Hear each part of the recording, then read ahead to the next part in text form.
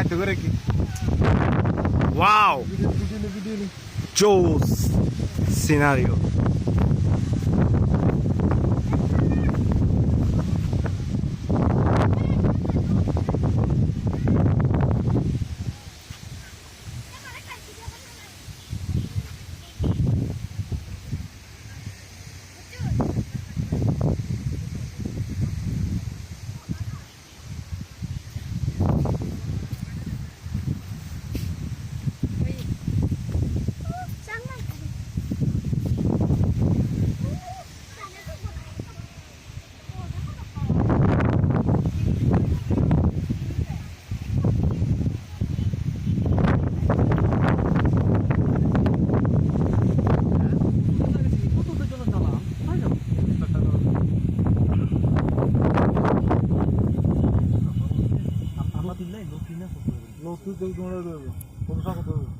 Finally আমার ক্ষেত গরুতে দেখার সৌভাগ্য করে দিলাম আমি।